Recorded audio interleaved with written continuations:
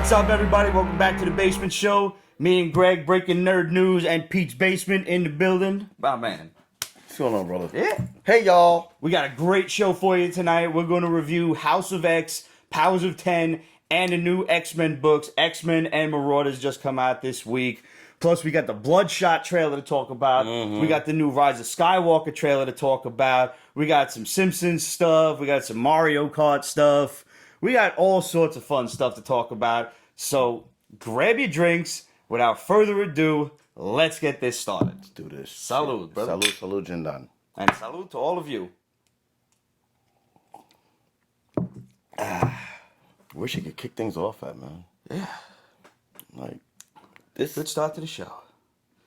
Now, off the bat, I wanted to let you guys know that Ramon and I filmed a side segment yesterday, catching yous up on an entire 5 weeks worth of books, because that was how long it's been since we've done an actual straight comic review episode. Because we had mad guests on over the course of the last several weeks. Comic-Con took up 2 weeks. Yeah. So that was the week of Comic-Con, there was no show, and the week after, just so we could all rest up a little bit. So that's 2 weeks. We had Justin from Medium Popcorn on, we had Cap Santiago on, and we had Mikey Sutton, the Shadow, on. So there was not a lot of room for Don't forget the legendary Jay from Unstoppable Comics. And JD Unstoppable was on last week, so we didn't get to too many books then. That's right. And hopefully you caught our Comic-Con wrap-up show. It just went up on YouTube this week. It hit like Tuesday night. Guys, gals, everybody out there in Pete's Basement and Breaking Nerd Newsland, I can't stress to you enough, go watch this video. Yes. I busted my ass editing this shit. There is so many visuals in this. This thing took me a solid 3 days to edit, putting everything in. My computer was choking under all of the graphics. No, you did a great job with this. You did a great job. Thank you, sir. That's a lot of fucking work. Like, seriously, a lot of fucking work. And, like, that shit took like 12 hours to edit. Cause like we just kept on going, but it was just so much on a zone, and like, there was so much that we saw there. And I edited a lot of stuff out. There's a lot of conversations that kind of trailed off on a tangent, so you can expect some deleted scenes coming from that episode as well. Little piece There was a little X-Men casting call talk. There was some White Claw talk. There was a lot of crazy shit. The White Claw. The White Claw, yes. Yeah. So yeah, expect a lot of deleted scenes coming. We got a lot of great videos coming your way. We've got toy unboxings. We've got the NYCC video interviews. We've got stuff coming out of the Pete's Basement vault that never saw the light of Internet Day. Me and Rocco did a Joker review. There's a storm of videos coming, so make sure you get on YouTube and you hit that subscribe button and hit that notification bell while you're at it, because you don't want to miss a minute of all the crazy basement hijinks and shit. Trust me, going to be a lot of great stuff coming. And by the way, this video is actually going to be the first unedited. Nice. I'm not editing this stuff, so I can spend my time editing the more important stuff. So now the live show is just going up live. I'm matching up the audio. I'm going to throw in the name slates, the back end stuff, and that's it. So as long as nobody says something truly heinous during the day, I don't got to edit nothing out. Well, we should be good, just us today. So. Yeah, we'll be fine, us. Shit, fuck ass, all that stuff. Yep. But cocksucker, motherfucker, and tits. Indeed. All right, so where shall we start? Now, I didn't get to watch The Watchmen. There's some screwy shit with my HBO, so you gotta tell, everybody's telling me, yo, it's insane. Alright, so, for everyone that had fear of what The Watchmen could be and what it could not be, that was all killed in the first 10 minutes of this fucking episode. Because, like, I personally got triggered. And I don't want to give it away, but... We can spoil it. Alright, throw the cheese down. Throw the cheese. So, it starts off with, was it 1921 in Tulsa, Oklahoma. There's an actual incident where This is a real historical incident. Yeah, there was a race war. Yeah, that a lot of people do not know about. A lot of people found out about because of this show. So that's why I said, just go ahead and spoil this part. So, apparently, the race war, Klan against black people, yada, yada, yada. And it was a lot to visually see. Fast forward, you see, there's a family trying to get their kids out to safety. Family didn't make it, but the kids do. And you're trying to figure out who the kid is. They fast forward to present time. and you see that Tulsa is not a military state, but very, very, how can I say? I don't want to say it's dystopian, but like there's a lot going on. So one of the scenes goes to there's a random traffic stop, and there's a guy driving a pickup truck, gets pulled over. Officer goes to the side of the vehicle, has a mask. The guy driving has the mask, or the cop has the mask. Cop has a mask. Uh-huh. Because in this time frame, cops can't show their face. Uh-huh. Because they're automatically, victims. And I love the way that they flipped it to like, not to get too much into like modern day times, but they kind of flipped the script. Like, in other words, the cops are the hunted, and they always threaten. That's why they hide their face. And that's interesting. Long story short, the traffic stop does not go the way it should go, and it sets off a chain reaction of many events that happen along the way. And then you cut to Regina King's character, and you cut to Don Johnson's character, and just like it just goes on a beautiful tangent of like they're setting up stories, and then you also get beautiful Easter eggs of the actual freaking comic book in the movie. Like, for example, there's a squid storm in the fucking episode. Like, not like actual downpour of squid. So this is not following the movie. This is following the comic book. It's touching on both. Okay. It's like because there was no squid in the movie. That was purely comic book stuff, and there's a lot of people watching the movie that were very displeased that it was not in fact a giant squid. Even though I will defend that, I think the movie did it right with Dr. Manhattan. No, to pull off a giant squid as an alien in a movie was a little far fetched. I mean, like I said, and especially at that time frame, even with the technology that they had back then, you could have did it, but it would look foolish. Right.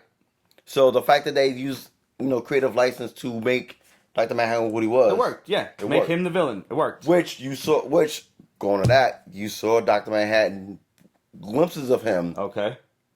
3 times in the episode via television footage. And they mention him, right? Like he's on Mars or something. It's like they just showed him, but it like you see on the ticker below, so on and so forth.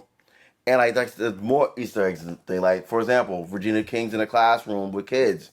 You see the presidents on the wall. You see President Robert Redford. Huh. And like that is an Easter egg. You see I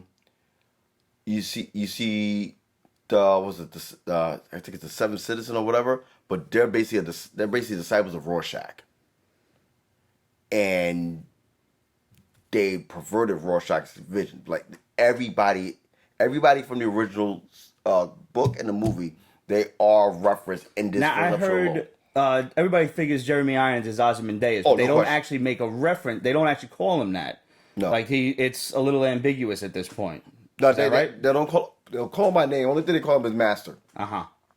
But he's obviously fucking Ozymandias. And apparently they think Ozzy's dead? Apparently. Okay. And also the president's the thing of his storyline was that they were celebrating his 2nd anniversary. So, 2nd anniversary, are you thinking that when he actually pulled everything off, or 2nd anniversary of him being reborn? They leave a lot open. Uh-huh. At the end of the episode, there's a huge cliffhanger that I do not want to give away because like it sets the tone of the show. It's like as much as I want to, I cannot do that just out of pride of self. Okay. But it sets the tone of the show. How many episodes are it going to be? From my understanding, it's 10. Okay. And I have to look at the episode guide, but I could have swore it was 10. But just like this first episode knocked it right out the park. Like if this is the tone you're going to go with for the series, I'm all for it. Like just all great. Right. Like Regina King, fucking Don Johnson. I can't believe Don Johnson's in this. It's like 80s icon Don Johnson, for God's sakes. And he fucking kills it. He kills it. It's great. It's fucking great. I heard you see like Night Owl or his ship or something. Yes. Like I said, every original character from Watchmen is referenced in some way, shape, or form in that first episode. Okay, cool. And not like blatantly, but just like well played. The only obvious one was the Night Owl shit. Okay. But everything else was well done. So I gotta hook myself up with HBO Go at this point because the HBO on my cable got a little screwy, whatever. So I'm like, screw it. But I need to watch Watchmen. Yes, yeah. That's Watchmen is a must. Like going on, we was talking about this in the group chat a couple days. Like the shows that of the shows that are going on right now, this is the one I was looking forward to out of all of them. Like this is like my. Say, this was the one I was most apprehensive about. So I'm really glad to hear that the first episode was off the chain. It was fucking great. It was fucking great. Cool. It's like this is like the number one show for me right now. Not just the first episode, number one. All right. Well, let's stick with TV for a bit. News just dropped today. Cloak and Dagger got canceled from Freeform. Mm-hmm. But the way it looks is a little suspect. We'll just break it down for you now. It looks like Freeform didn't cancel it so much as Marvel pulled it.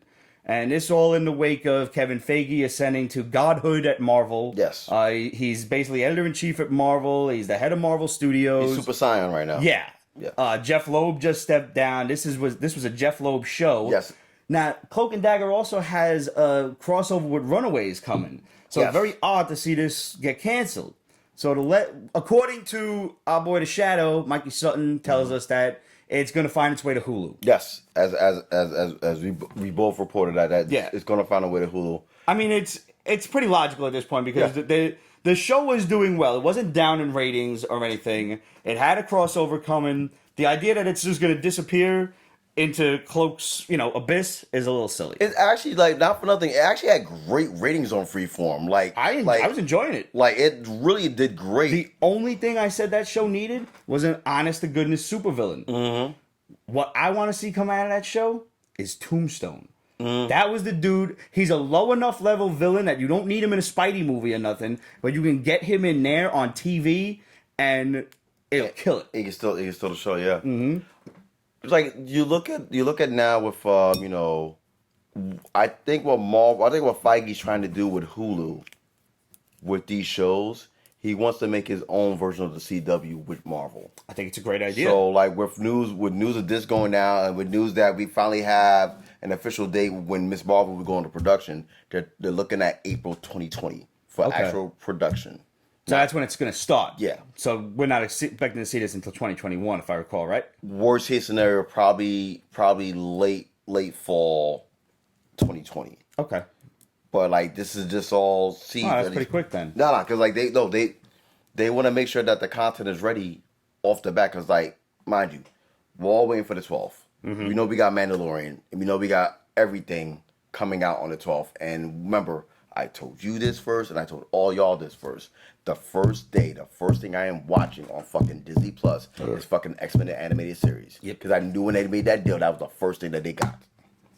So even with that being said, I'll be watching Spider-Man and His Amazing Friends, but I'll be right there with you. No, the X-Men first. Everything else can wait. X-Men first. So with that being said, you have Mandalorian coming out. Then you have after that you have what? All the High School Musical shows, so on and so forth. The next big Marvel thing on Disney Plus will be Winter Soldier and freaking Falcon. Mm-hmm. Falcon and Winter Soldier. After that, it's WandaVision. And they're back to back. They're all WandaVision's coming out around the same time as Doctor Strange. Yeah. Obviously. Yeah. Because they need to kind of tie that all together. Yeah, but they're all making things back to back to back. So right. We're looking at basically a shared universe between the TV and the movies, which was the original idea that Peach Basement had put forth a long time ago and was basically stifled by Ike Perlmutter, who just, never saw the vision properly. And fuck him, take your billions and go scratch your ass, go sit on a tack. That basically, rotate on a dildo. I've also heard, now news dropped today, but I had to ask Mikey if this was the case, that John Bernthal is returning in a Punisher movie. Doesn't seem that that's the case. It looks like he's going to be back in a TV show, but it's going to be when, it's not going to be for a while because the Netflix contracts still have until October of next year to nullify. Because remember when we was here first, when I dropped it, when all the Netflix shows, Marvel Netflix shows got canceled, there was a clause that they had to wait 18 months to do something. Now, mind you, remember how all the shows got canceled? Who got canceled first? Daredevil. Yeah. Was it Daredevil? No, it was Iron Fist. Iron Fist got canceled first. Because that blue goats. Then it was Then it was Punisher. No. Then it was. Wasn't it? It was Punisher and then Luke Cage came out. No, it was Daredevil. No, it was Cage. I'm sorry. It was Iron Fist, Cage, Punisher, Daredevil, Jessica Jones. Jessica Jones. You know, I still haven't watched season 3 of Jones. You're not missing much. I heard. I mean, it's all right. Yeah. It's better than 2. Better than 2. Well, that sets the bar pretty low. Better than 2. But so if you look at the time frame of that, all will be available to talk about fall 20, winter 2020. Okay. So that's when we'll start getting announcements for it. So, and nothing can go into production either, legally speaking. So we're not not looking at a resurgence of these characters until around 2021. Not to that 18 months pass. So while you see, John Barenthal working on freaking the Sopranos prequel from New York, and you see Simone Missick and freaking Mike Coulter working on freaking Evil and freaking All Rise on CBS. Simone Missick's in All Rise? Huh? Simone Missick is in All Rise? All Rise, yeah. I liked Evil. I saw the first episode. Evil's good. The last episode was better than the last 2. It was kind of suspect, but like... I only seen the first one so far. I got the others DVR'd. We're going to TV and like, there's some good shows like that. Like, all the freaking Marvel characters, all the Netflix characters are working. Jessica Henwick, she joined freaking Matrix 4. That's cool. I like her a lot. Like, I love that casting. And, just like... I don't understand how they're going to do Matrix 4, but I'm intrigued to find out. Oh, But wait now. I want to sidetrack to the Matrix for just a hot second with one question, and I want to come back to TV for the rest. I know Keanu Reeves is in. Yep. We know Carrie Ann Moss is in. Yep. Has my man Lawrence Fishburne signed on? No. No, not as of yet. Okay, we need him. We do need him, but remember, in fucking Revolutions... But he had kind of achieved peaceful, So that like his character basically has an out. Yeah, but I really like Lawrence Fishburne. I do too. I think he's great. I mean, shit, he's fucking awesome on fucking Blackish. Like, he's great. I didn't know he was in that. Oh no, yeah, he's the pops. Okay. Yeah, cool. I mean, he's a grandpops. He's fucking hilarious.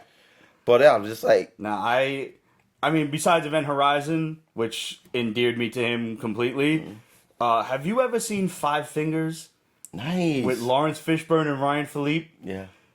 Yo, the twist in that fucking movie sent my head spinning. That's a great movie that no one probably knows about. Yo, because that shit was banned in the United States for like 5 years. Yeah.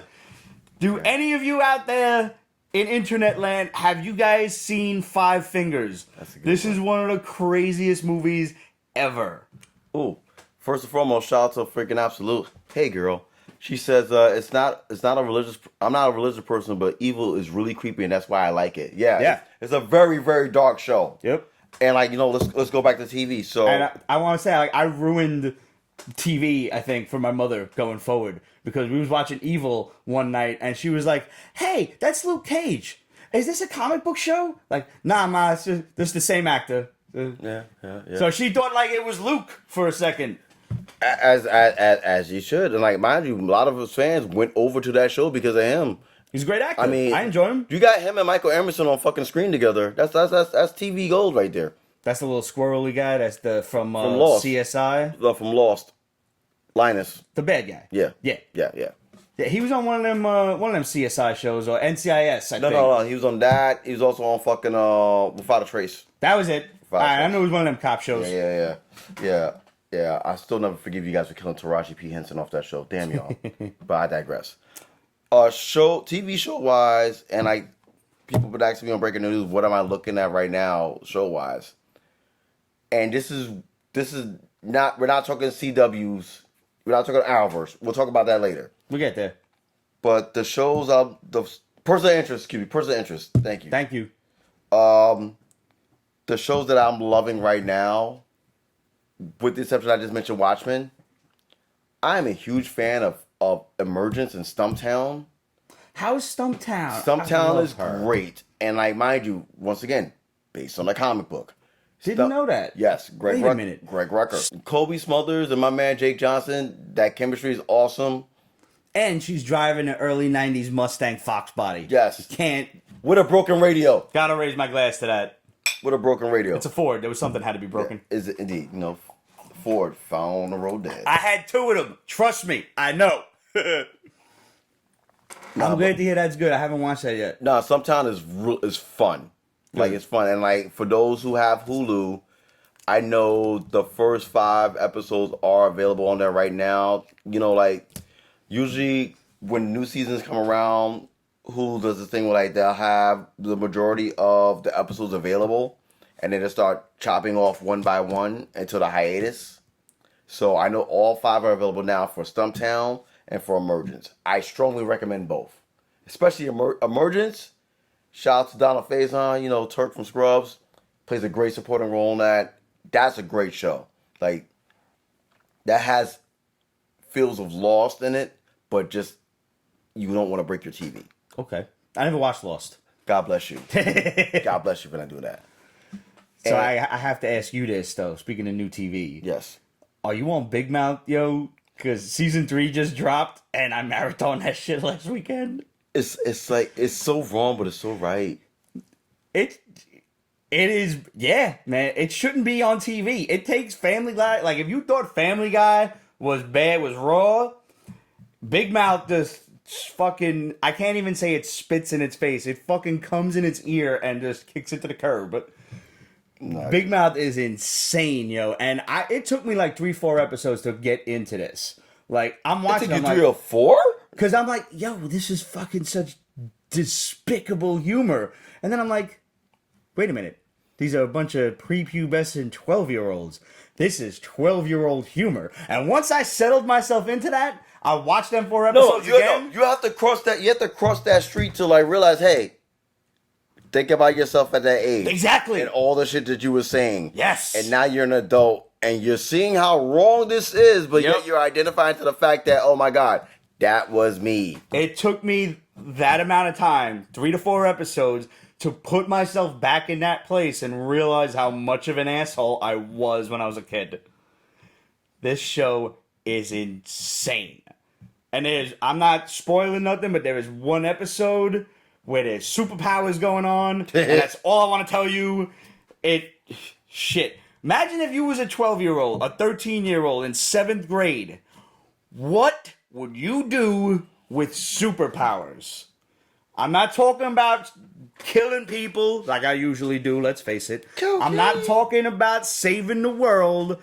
I'm talking about you're a 7th grader, you just realized your dick works, and there's tits butting up around you.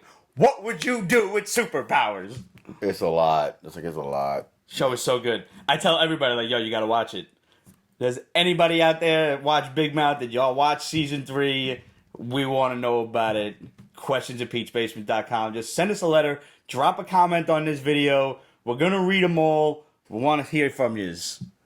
Yeah, that's pretty much, that was the highlight of my TV going experience over the last couple of weeks. Another show that I freaking mentioned to you that you didn't watch yet, I strongly recommend Raising Dion on Netflix.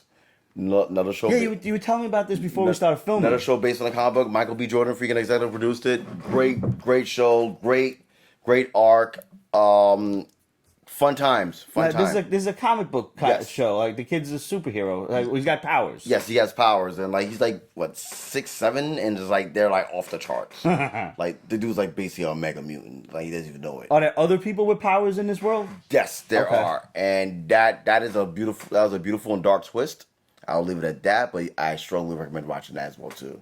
You know what I ain't seen yet? Speaking of superpowers, is Brightburn. Brightburn is great. I know, I need to see that. I think Brightburn premieres on HBO, I think next month. Really? Yeah. All right, that'll save me some time. Yeah, I think it premieres next month on HBO. I strongly recommend watching that. Turnaround's really fast, huh? It's streaming. Like, think about it. The movie came out what? Well, April, May? Something like that. 6 months. About a month. Yeah. Yeah, I guess so. Huh. Yeah. So, but yeah, like Brightburn, I definitely recommend that. That was, woohoo! That was great. darkness and all shit. So, all right, let's mosey on into the CW right now. Okay. I haven't started Black Lightning yet, Okay. so I'm behind on that. Okay. I started Batwoman, Yes. which is way better than I thought it was gonna Yes, be. it is. Yes, it is. For all the fucking haters, I told you that give it a shot. Yeah. Give it a shot. It's starting to build something. I'm just gonna speak my mind here. I thought it was gonna be some SJW fucking craziness because the way they put the trailer forth, Oh, the trailer was trash. The trailer was trash. completely, everything was fucking, you know. Like they were emphasizing the fact that they wanted She's to a make... woman, and it's like the suit will be better when it fits a woman. Shut up. That's an awful line. It was a horrible... It was a lazy line. Yeah. It was a lazy line. That you're making that, you're putting that line out there to incite people, I think. And truthfully, I don't think it does what you want it to do because I think it's going to turn people off to the show. No, fine. Now, it didn't turn me off to the show. It gave me a poor taste in my mouth, but I'm like, I'm going to watch it half for the show and half because I want to see what's up. Mm-hmm. And, you know, sprinkle a little bit of the crossover event. I got to watch it. Mm-hmm. So what's up? Yo, it's good. It's pretty dark. It's Ruby Rose is pretty damn good. Yeah. The costume, once she actually gets into the costume, It's perfect. It's fucking perfect. What is it about a Batman costume that they cannot get that helmet right? Everybody looks like they got an egg head when they got the helmet on. But like I said, well, see, like I wanted that and I expected that because it should not be perfect the first time. Absolutely. I love that. I love the fact it's like that, and I love the fact that It was very Christian Bale, Chris Nolan, Batman. Oh, no question, no suit question, no. And they probably did an homage to that on purpose. Mm-hmm. But like even that, just like the whole chemistry that she has with Doug Ray Scott. That's Luke, right? No, that's her father. Oh, okay. Yeah, with Doug Ray Scott and with fucking Luke Fox. Because I love the banter between them two. Oh, that's fucking hilarious. Fucking hilarious. Yeah. Because like he's basically doubting himself, but he knows everything about that whole fucking thing. But he's doubting himself, and he's getting the courage and like the strength to do what he got to do because now he knows that this is the mission. So I love that. I love that dynamic. I love the dynamic of her and her fucking stepsister. Oh, yeah, she's so cute. Yeah, because I didn't expect that. Yeah. I love all that. And I like the fact that like they make her out to be a ditz, but she's a lot Oh, smarter no, than they give her credit. yeah, she's a fucking secret weapon. It's great. Yeah. It's great. And not for nothing, Rachel Scarson, you are great as Alice. You are so good as Alice. Creepy, crazy bitch. Oh my god! Like Now, I talked to Ramon about that, and he was a little unhappy that they went and just dropped the info immediately that that's her sister. Like in the original arc, they had to build up to that shit. yeah, it took a year. It took a year to do it. But I think in light of her not being the big bad of the season, they're going to have to team up against the big bad. And I think that's why they dropped the info immediately. Yeah, that because coming. the thing that dropped my jaw to the floor, I was not expecting this. I hadn't read up on nothing about the show previous, you know, and I wasn't reading reviews or here's what's coming next week and shit. Yeah, you want to be blind to it, which Right. which I respect. Yo, when she turns around and she's like, "Oh, Tommy Elliott," and I'm like, "Huh? You fucking kidding me? They got Hush in here?" And the way they're dropping little hints of the Batverse, and yo, the actor playing Tommy is good because for the first 2 episodes, before they realize it's Batwoman, that it's a girl in the costume, they think Batman's back. Batman's gone for like 3 years. Yeah. And nobody's seen him, nobody's heard from him or Bruce Wayne. All of a sudden, there's news reports coming in about Batman being back, and then Tommy Elliott shows up and he's like, "Oh, so Bruce Wayne's back." And, you know, Ruby Rose, Kate Kane's like, "No, what would make you think that? No, trust me, he's back." Like, he already knows. He's already a scumbag. There is no descent into madness. We're past the origin story. He's already Hush. We just haven't seen him hushed out. I appreciate that. Don't waste my time. And like another thing, someone brought this to my attention, which I have to like rewatch the second episode again because they always talk about the disappearance with fucking Batman being gone for 3 years. Someone said, "Is the reason why Batman's gone because he was probably like phase 1 of the crisis?" You think he got dark-sided with the Omega beams or something? Someone brought that out. Someone brought that out. And I'm like, you know what? That's not a bad out. That's good, but I think that's a bit much for the CW. But like, we can't put nothing past him now. Because like, True. listen.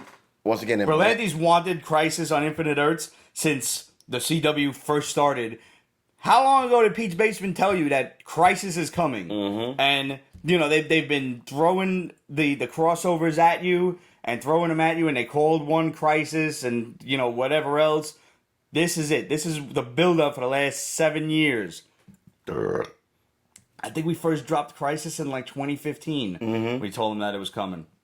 But and not for nothing, you know what? Shout out to LaMonica Garrett, the anti-monitor, because like, and he's playing the Monitor and the anti-monitor. Like he's on every fucking show, and he's fucking still in the scene every chance he gets, and I love it. I get chills when I see him. And now that I don't, are you caught up with Arrow? Yes. All right, so Cheese. We knew this because like I dropped the fucking bomb on Breaking Their News, but now it's official. Fucking Lila Diggle is fucking the Monitor's daughter, Harbinger. I missed that post. Oh yeah, that was what? That became official this week's episode of fucking Arrow. I saw her talking to him. I thought they was just working together. No. Because I figured he's like exploring all avenues. No, that's his daughter. Oh, shit. That's the Harbinger. Did he call her that and I missed that? That went off my head? No, not yet. Okay. But it's coming. It's coming. Oh, shit. Notice, you're seeing the Monitor show up in every freaking CW show right now. Like, did he show up in Black Lightning too? Not yet. I didn't see this week's episode And he didn't show up in Supergirl yet either. He showed up in Supergirl, I think, last year. Yeah, but no, not this season yet. Not this season. He showed up in the finale last season. But he's planting his seeds everywhere. Mm-hmm. And then with, like, you know, like, first and foremost, all the Arrowverse shows have been top notch this year. Like, you think? Nah, listen. The whole Black Lightning Sokovia thing, I love. Yeah, I got to catch up on that. That's the one I got to catch up on. I love the Markovia thing. Fucking the Flash, the first episode of Flash, I was okay about. The second episode got me in because when he actually flashed forward per se and saw all the possibilities. And everything fucked up. Like he got blasted by the antimatter wave. And he saw all the fucking possibilities of what can happen. That, like, okay, I'm in. And like Flash has always been off and on. Like it starts off great, then it gets sucked ass. If this is the way you're going, I'm in. I need a good big bad for Flash at this point because I mean I'm hoping Reverse Flash shows up at some point real quick. No pun intended. Because last two seasons of Flash to me suffered from not having a good major villain. Oh no question, right? The best villain they ever had was fucking Zoom and Reverse Flash. Yeah. Teddy, God, I can't think of the guy's last name. Teddy Sears. Yeah. As Zoom, and of course Tom Cavanaugh is can do no wrong. The man. Oh God, that was great when they introduced the new Wells, and he's like an Indiana Jones type. Yeah. I love the different Welleses from different like parallel universes. He's great. He's the best fucking actor on the whole show. Mm-hmm. And to have him back as Reverse Flash as well, yeah, I'm sold America. I'm good. Like, I enjoyed Savitar too because I was really happy that they made him Evil Barry. I love Savitar actually. I love Savitar. And I love the fact that they, you know, I could have dealt without the big stupid foam armor. Like if you just wanted to make an evil version of Barry as the Flash, I was all for that. That was cool. But whatever, I'll bite. No, semantics. But they did my man Godspeed dirty. Like he was a punk in the last season for the 10 seconds he was in, and then they show him again this season, and he gets punked again. This is the only time I'm going to say this, and I say this with respect and love to the classic critic of fucking the Flash. Godspeed looks like Stay Puft Marshmallow Man on fucking roids. To me, he looks like a super sperm. Like he just like you know what? Yeah. He does. But like I said, we saw Godspeed. He was a duplicate of he was a dub. Yeah, he was a dub. And there's a bunch of clones coming back. Oh, it's Godspeed. It's a Godspeed again. Wait, what? No. It's like I liked him. I thought he was a cool character, and like to just bastardize his whole story and origin like that annoyed me. All right, so now that I dropped the cheese per se, and now we know that there's been a mole in the Arrowverse for all this time. do you think there's another one? Because you got to realize something. Lila's a big mole. Like she's incorporated everybody. Oh yeah, I mean, just from being in the head of Argus and everything, she's everywhere. Yeah, like she's literally she's the checkmate. But the Monitor's not the bad guy. He's basically trying to stop his evil brother, if you will. Yeah, he's or is he going to turn bad? Like, how is the CW going to handle this? Because they might change things. Like, we don't know because, like, it's... Like, I mean, the 3 things we can guarantee that we're going to see on screen, and I'll put $1 on all this. Number if one of the things ain't out of your mouth is not John Diggle as Green Lantern, that's number 3. Okay, good. There we go. Proceed. Number 1, hands down, is going to be Supergirl dying. Yeah, 100%. Like, if we don't... Flash 2. I think we see both of those at the finale. Definitely. At the... Not the finale, the break. The winter finale. If I don't see fucking Supergirl and fucking Tyler Hoechlin's arms dead, I might riot. Like, we need to see that scene. 100%. And that scene hopefully will trigger Barry sacrifice himself to bring everybody back. Mm-hmm. That's number 1. Number 2, we already mentioned Barry just sacrificed himself. Right. It's inevitable. It has to happen for the sake of the story. Could they find a loophole in it? Yes. Yeah, they will. However, they solve the problem, but that not before, like you said, that's going to be the winter break finale of there's your cliffhanger. There's your Han and Carbonite. Both 2 of the most major heroes are dead.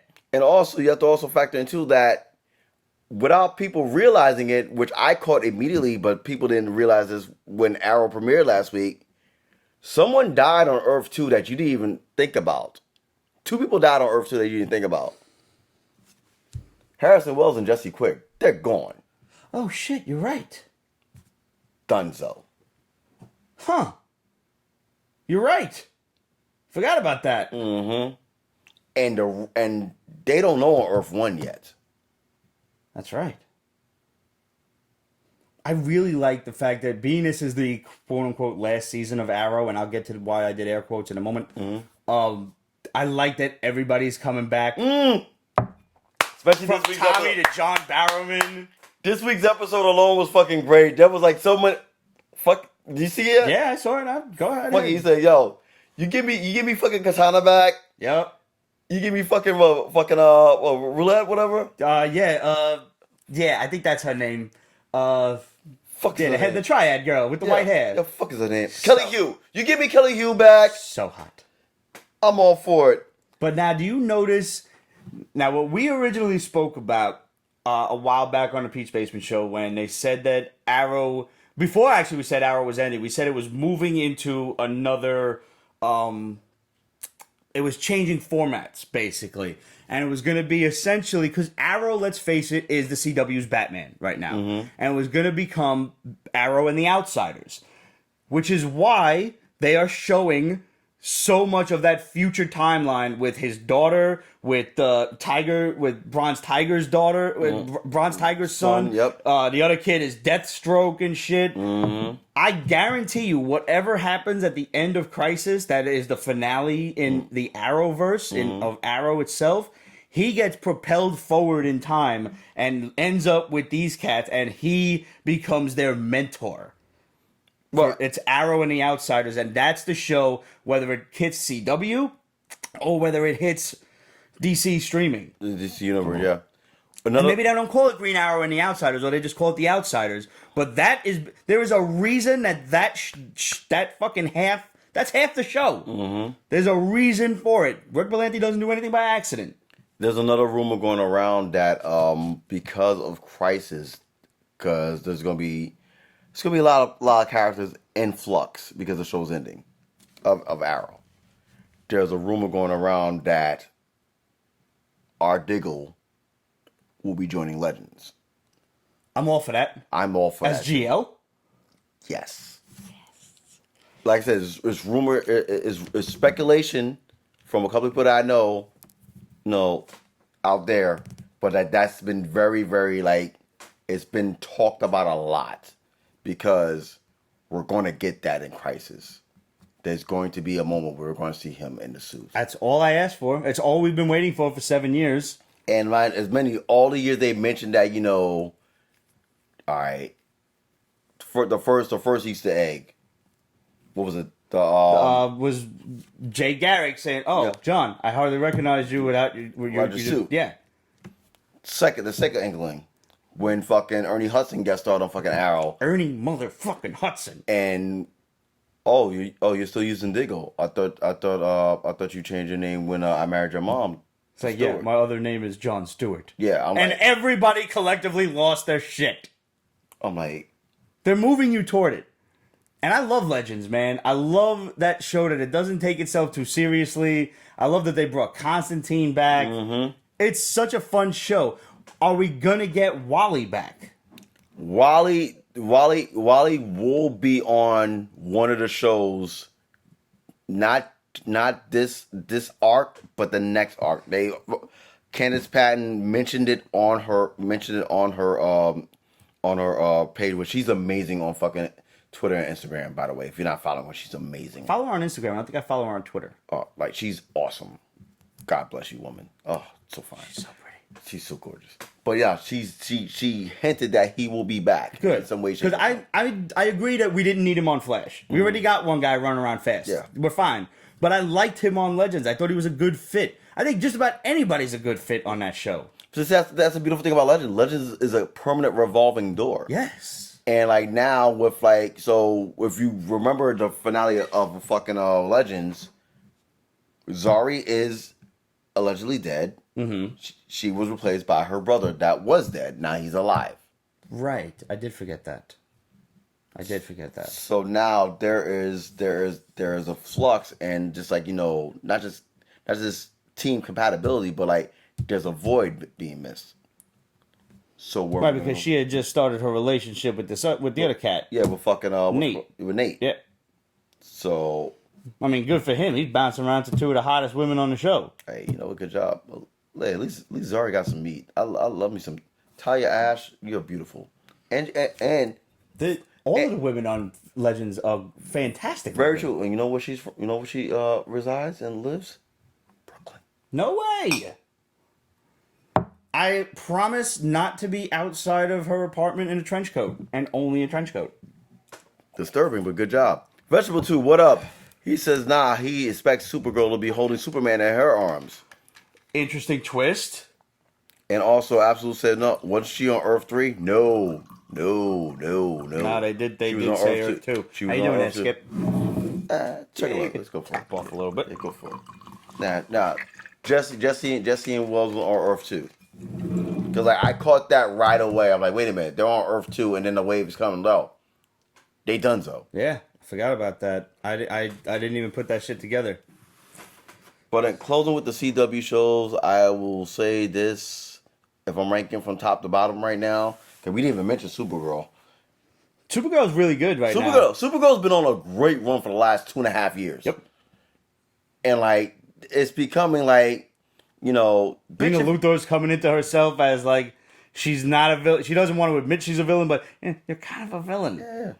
And, like, say what you want. All y'all bitching about the pantalones with the pants. I get it. You know what? I don't mind the suit. It's fine. Just give me a good story. Yep. Just give me a good story. I don't care about the fucking uniform. Just give me a good story. And shit, we didn't even talk about fucking Titans yet. I still have not seen it. I'm sorry. Please send your hate mail to. I'm kidding. No, it's fine. You can chastise me. No. This is. I heard Deathstroke's running around now. This is what we'll do, because I've been trying to get this guy to do this for the longest. If any other beautiful fans out here would like to donate a jailbroken fire stick, but I have one. I just gotta update the motherfucker. I do. Once again, if anyone wants to donate a jailbroken fire stick, please send the Peace Basement. We'll have the P.O. box underneath here. No pressure. Or if y'all just want to update it for me, I'll mail it to you. You can just mail it back. I'll send you a free comic book along with it. Well, you could just send them a free comic book when they send you the freaking jailbroken fire stick. But they don't need to spend the money on the fire stick, is what I'm saying. I could just send them mine. But that's just double work. Yeah, but it costs them less.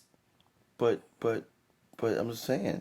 Oh, I don't want them spending $70 on me. You have a request of to have their password. No, I've had people offer that to me. It's not that. That's not the problem. It's the principality it's of it. accessing the CW app itself. I refuse to watch it on my phone or in my uncomfortable ass chair on my computer. It's not on my PlayStation network. I don't have an Apple TV upstairs, and I can't watch it right now. Pair? Sorry. What now? So do you have a pair? Huh? You said Apple TV has a. Fair. I know it's bad. Yeah, that was pretty bad. I'm not gonna lie to you. I'll be here. So it's not that I people haven't offered me their password, and I thank you very much. It's that I don't have the access to it that I desire, and I refuse to fucking accommodate DC at this point. Put the shit on PlayStation Network. I can't even find this motherfucker to download on my smart Blu-ray player. Yes, I still have a Blu-ray player. Not everything is available for fucking streaming. That's the way it goes. Very true. Yep. But I'm just saying. I know. But yeah, I hear Titans is good, man. Yeah, nah, it's Deathstroke and shit. Deathstroke is great. Dr. Light is dope. Dr. Light's in it. We yeah. Ooh. Yeah. Freaking Superboy showed up. I saw that. Joshua Orpin looks great as Connor Kent. Looks fucking great. Like right out of the late 90s with the late 90s with the black shirt and everything. Perfect. Absolutely perfect. Cool. Gave him the fucking combat pants and shit too. Like perfect. Granted, the scientist that had on one of the episodes, I hate to say this, and I do not want to body shame nobody. You were way too thin to be in that role. Way too thin. Like, too thin. Also, shout out to the woman that's playing Mercy Graves. Yeah, you got body. I'll just say that. Shout out to Hannah. We miss you too, sweetie. We miss do. You too. We do. I love the director. Not here tonight, but we love her and miss her dearly. Speaking of DC, you had some information before we started the show. Oh yeah, so the lovely Miss Patty Jenkins spilled the beans on a character from Wonder Woman 1984, and Pedro Pascal is Maxwell Lord. This is a game changer, and we all suspect now what's going to happen to him at the end of this movie. Oh, if she snaps his neck in this shit, I'm great. That shit will be dope if she fucking does it. Oh. But granted, we're on in LA and fucking Nerdist beat us to it. They topped us. The first thing I thought about when they made a reveal was that, okay, so this explains why we're seeing fucking Steve Trevor in the 80s. Maxwell Lord is fucking with fucking Wonder Woman's mind. Oh. Huh. Okay. So he's not actually here. He's not actually here. He's fucking with her. That's the first thing I thought about when I found out that he was Maxwell Lord. Good call. Because Maxwell Lord is basically fucking the Costco Lex Luthor. Yeah. Absolutely. He was the head of Checkmate. Yep. And plus also of the infamous run of Justice League. The 1987 version with that great roster. You're talking like Guy Gardner and all the rest of them. Yes. Probably one of the greatest 3 panels of all comics. That was the one that they harkened back to for Identity Crisis when they talked about Dr. Light raping not Sue Dibney, Lorne. Elongated man's wife. Yeah, no, Sue Digby. Yeah. And that. Wait, was it Sue? No. Sue Digby. Oh, okay. Yeah. And then that basically gave her trauma and triggers that made her become a homicidal maniac. And then Zatanna wiped his mind, wiped Batman's mind, everybody else. Yeah.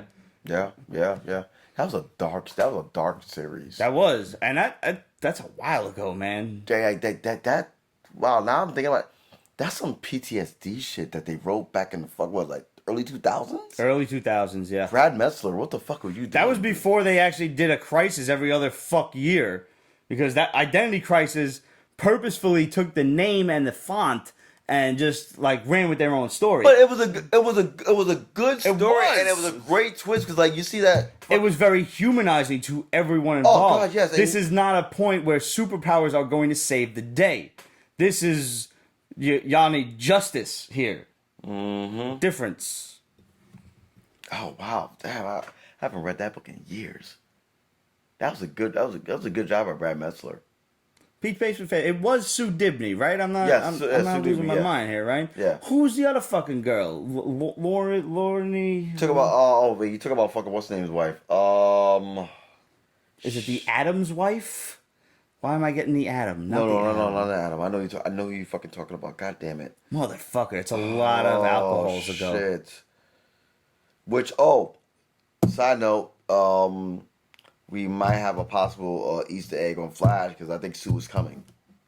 Yo, they've been dropping hints like Ralph is dating, so he's looking for this girl or whatever. Yeah, I did pick up on that, so I'm curious to see where they go with that, and if you think they'll really take that dark a turn with the Flash. It's a pretty lighthearted show. I mean, shit, I would be mad at it. Yeah, I mean, this is the show that did kill Cisco twice. they did kill Cisco twice. The first one hurt. The second one was like, really? The first one really did hurt with the... Yeah, that did. Alright, let's sidetrack into Bloodshot. Issue 1 came out back this time in September. It came out in 9/25. It's a brand new series from Tim Seeley and Brett Booth. Yo, it's pretty good. I am not the most familiar with Bloodshot as a character. I didn't read a lot of Valiant back in the day. So... essentially, you have the character just kind of going after these people who are kidnapping, illegals and whatever for just various horrifying forms of experimentation and They stuff. suck ass. Yeah. And, I mean, Brett Booth's art is always awesome. Brett's been class act for decades. Yep. He really has. Even he's had a few stints on JLA, as a matter of fact. Yes, he did. Yo, it's a cool series. Ramon always gets on me for not reading Valiant. I would say enough, but really at all. So I'm definitely going to stick around on this one because I want to learn more about the character. I knew he had the fast healing ability. I knew he had the mind wipe memory like Wolverine and everything because let's face it, a lot of characters in the 90s had aspects of Wolverine because he was the Deadpool of the 90s. Like, before Deadpool was Deadpool, there was Wolverine. Let's face facts. No question. I did not know that he could morph himself to look like other people. Yeah. That's some shit that I learned in this issue. And then, subsequently, this past week, dropped the first Vin Diesel trailer. Which I can't front. Shit looks good. Yeah, it does. Shit looks good. It looks simple, but fun. It looks good. Now, there are some people saying, and I can't disagree with them, that the trailer has shown too much. That the twist of the movie should have been that he's replaying the same events over and over again. But I don't see how you could have gotten away with that for more than, let's say, 40 minutes. Exactly. Eventually they're going to be sending him after different people. And, they're rewiring his mind to see the people that killed his wife, and he's going after them. But they're really just targets that they want assassinated. And that this is just a really clever form of assassination. You know what this shit reminded me of? What's that? Remember Memento? Dude, I literally gonna fucking say that. Like, there's so Memento in this shit right now. I'm literally gonna say that. Yeah. And of course, you do Memento. Who's in the movie? Guy Pearce. You're right. Yeah, you're right. It's like I wonder if that's a thing. It's like it's checkers, not chess. Yeah, that's got to be like a little nod. Like, we get it. It's a homage, hands down. Absolutely. It's a homage, hands down. But I was actually impressed with the trailer. I didn't expect much. But I'm like, oh shit. And at least they're not people are like, oh well, he needs to have the costume on. I'm sure he's gonna have the costume. We didn't see Venom in costume. Not that I want to compare that shit to Venom. Why are you trying to? I'm just saying we didn't see Venom in the costume until the second or third trailer. So I'm sure Vin Diesel. He still wasn't in the trailer. There was no fucking spider on that shit. That you're right. You're absolutely right. But I'm sure we'll see Vin Diesel all You're just like in white golf. makeup with the fucking red target and He was shit. just in golf. That's it. That's true. Yeah. Yep. I'm intrigued. I thought this was going to be a series, but then I remembered the series is actually with Jason David Frank. Yeah. So it's a totally different animal. Yeah. And that's coming from Bat in the Sun, and I think it's going to YouTube. I believe it's going to YouTube circa spring 2020. Mm-hmm. But like I haven't it has some traction per se, but You know what? I like a lot of Bat in the Sun's productions. I do love their superhero fights. Yeah. I gotta hand it it is star quality cosplay. Let's call that shit that. And I like the fact that they let the fans vote on who wins, and then they make the movie the movie short off of that. Mm-hmm. And thus far, everything I've seen from them, I have liked. Okay. The Batman versus Wolverine ended exactly how it should have, as far as I'm concerned. Wonder Woman versus Wolverine should have been a little bit more one-sided than it was, but it still ended how it should have. Mm-hmm. Iron Man and Optimus Prime impressed me the most because the amount of CGI that is required to pull off they did go in. fucking Optimus Prime. They did go in on that. Yeah. They did go in. Yeah. I'm not even saying that I liked the Michael Bay movies, but I'm saying that the amount of CGI to make all of them turn in parts and shit, that's a lot to do. That's fair. Can you do it? I can't do it. That's fair. So, yeah.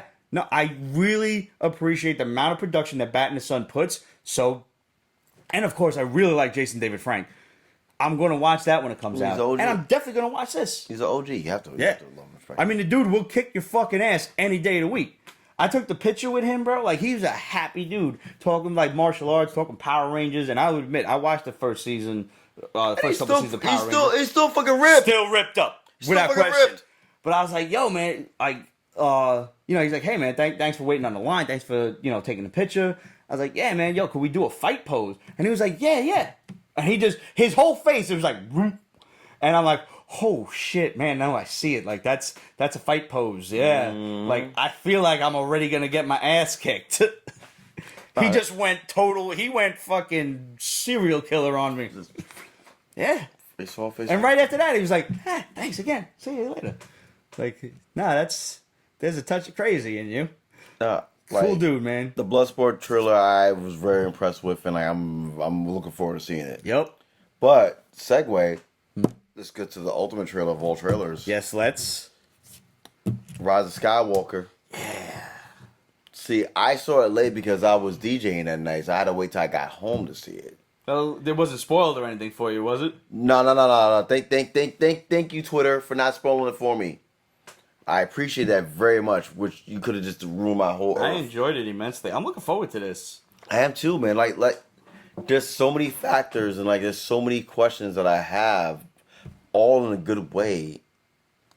And just the one scene that gave me chills and goosebumps, and you'll be shocked with this, was the C-3PO thing.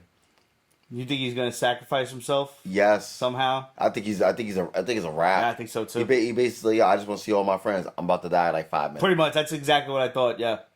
Like he's done so. Mm-hmm. I mean, the actors. Let's face it. He's getting on. Mm-hmm. It's the same dude, same voice and shit. Mm-hmm. And I don't want to see the character be dragged into infinity with just because he's a droid and can live forever, presumably. Plus, this not for nothing. Fucking C-3PO and fucking R2-D2, they're the luckiest fucking droids in the galaxy because they've been around for what, decades? Like 50, 60 years. No, actually no, longer than that. They're still going. Yeah. Yeah, they were down for fucking episode 1. Yep. It's like 100. That's a century. Literally. I don't think it's quite a century yet. Nah, Luke ain't 100. He's about 70, right? 75. Yeah, but think about it. Anakin was what, 6 when they fucking first Yeah, no, they've been around for quite some time. Anakin was 6, and fucking Anakin ends up fucking knocking up fucking Adamante. Uh-huh. Luke is like 70 now. Yeah, they're over 100 years old. Yeah, they're a buck. Oh yeah, wait now. They're a buck. Yeah. Yeah, I guess you're right. They're a century. Yeah, it's time to go, bro. That's right. Anakin built him, and he was running around with R2 in the original in episode. You're right, and he was about 25, let's say, respectively, when he fucking does Natalie Portman, and then Luke's about 7. Yeah, Yeah, clearly my math was off blatantly. yeah, they're a buck minimum. A buck minimum. You're right. Absolute says she cannot wait for Disney Plus. I'm getting bored with Netflix. I understand that. Trust me, we don't see it now, but with all the streaming wars happening as we speak, I can tell you on full freaking knowledge, Super Bowl Sunday, Netflix is going to make a big fucking commercial of everything that's coming out. I just want to say that my boy called this over a year ago. He said cable TV is going the way of the dinosaurs, and it's all going to be just different streaming services, and you're going to pay for what you want. You're not just going to have useless channels anymore. You're going to pay for Netflix or Hulu or Disney or whatever else, ESPN and all of these different things, Amazon Prime. And by the way, Amazon Prime has some of the best 80s B horror movies right now, and I'm loving every moment of it. I just watched Slumber Party Massacres 1 through 3 this week. So, yeah. But on that note, yeah, you're going to get rid of cable, and you're going to be seeing a lot more advertising. This is the beginning salvos of each streaming service. Netflix has been around for a while. They were OG on top, but that fucking throne is slowly being whittled away. And to paraphrase Yoda, which I feel like I must, go for it. Begun the streaming wars have. Listen, the big guns in the streaming wars right now is going to be obviously it's going to be fucking Disney Plus. It's going to still be Netflix, and it's going to be HBO Max. Everyone else, think HBO over Amazon? Amazon, I don't count anymore because Amazon is so essential in everybody's home because of Amazon Prime. So I don't count. So everybody's pretty much got that one. Exactly. Okay, I don't count it. It's true because you're not paying for it separately. You're paying for it on top of Prime. They're giving you the shit. They're Right. giving you the shit because you're paying for Prime. And let's hope they don't get delusions of grandeur and stop that. No, they won't because it's automatic. I got news for you. I don't need shit every 2 days. I will keep the streaming service and dump the fuck out of Prime. It's automatic. It's automatic freaking advertisement. Yeah. And even with that, HBO Max, out of all the streaming wars other than Disney Plus, HBO Max has a legitimate threat to Netflix. They won't beat them, but they are a threat. Can you possibly explain me the difference between Go and Max at this point? Well, is there a difference, or are they synonymous? Is one being absorbed by the other? Well, HBO Max will basically be Cinemax and HBO combined, as well as they'll have the complete BBC catalog. That includes Doctor Who. Doctor Who, yeah, that's a big deal. Yeah, it is. Doctor Who, and I'm talking like the original Doctor Who's that you really can't find nowhere. Yes, they have all of that in fucking 4K, if not better. Wow. So how much is HBO Max per month? They have not set a price. So it's not out yet. No. This will be HBO Max will debut next summer, if I'm not mistaken. Okay, so we got a while. Yeah, we got a while. Okay. But that hasn't set a price point yet. From what I'm hearing, it's probably going to be maybe $10, $10, $11 a month. That's great because right now HBO Go is fucking $15. Exactly. So they'll be cutting their price and adding content because they're learning from what fucking Disney Plus did. Say, yo, fuck it, I'm gonna give you just the basic shit for fucking $6, $6-7. But if you want the real shit, I'm gonna give you all that for fucking $13. Right. And who's not gonna just take the extra $5 a month? Think about it. Disney Plus is offering you on launch Disney Plus, fucking Hulu, fucking ESPN Plus. Because right now I only got Disney Plus. I don't have Hulu. I will get Hulu at some point. I'm gonna let you know right now. If you might as well if you want to monetize and maximize your budget per se, the smart play will be to get the bundle with freaking Disney Plus. I've already signed my life away for the 3 years when they did that discount that I sent to y'all. Yeah, check your membership, check the upgrade. They have that option there. Okay. Where it's basically $13 a month for all of that. Because I'll just get on the horn and like talk to a human instead of dealing with a computer. They'll all be for the upgrade as long as you stay with the service. Yeah, I'm gonna stay. I mean, I've signed my life away for 3 years. They got me. Yeah. It was like $4 or $5 a month. So I figured for the upgrade instead of the third, because I don't really need ESPN, truthfully. Yeah. I will take Hulu though, because I've heard nothing but good things about Hulu, and I want Hulu. So I would like to add that for like $2 or $3. Like the one thing that I have not got clarification on, because like I have Hulu, but I have Hulu commercial free. Mm-hmm. That's the one thing I haven't got clarification on. With the upgrade, will the Hulu commercial free still be accessible? Because that's what I want. Right. And the reason why I want that, and I paid that money for that, because like, you know what, I just want to watch my shit, yada yada yada. Because right now I'm paying too much for cable, and I don't use the channels. Well, I don't use them at all. Well, I mean, we've been through this conversation before. Yeah, we have. You're like, and YouTube TV is like my next adventure. $50 a month, man. Yeah, and that covers so many cable channels. And I get all the channels I need. The only channels I don't have on fucking YouTube TV is the fucking Viacom channels. I don't have fucking MTV and I don't have Comedy Central. What the fuck is MTV? Exactly my point. Do I miss the Daily Show? Yes, I do. But I can watch on fucking YouTube. Yep, there you go. Fine. Like, it's not like MTV has music videos anymore. That's what we have YouTube for now. Basically. Shit. Yeah, man. But like, yeah, just like. But let's go back to the Star Wars trailer. Yes. Like, yo, I am not the craziest Star Wars fan the way I am with the MCU. How dare you, sir? No, I love it. Don't get me wrong. I watched it since I'm a kid, but I don't go fucking ape shit over it if something goes wrong, let's say. Mm-hmm. I had my issues with The Last Jedi, and that was it. Mm-hmm.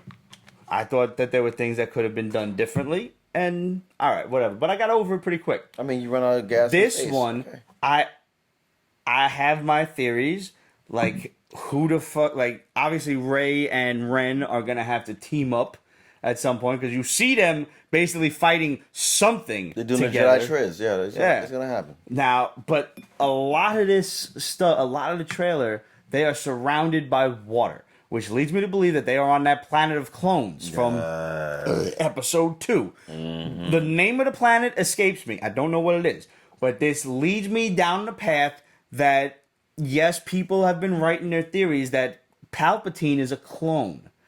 Maybe even Rey is a clone of Palpatine. Who knows? Maybe she's Palpatine's X-23. Mm-hmm. Who the fuck knows? Maybe she's a Kenobi. I don't know.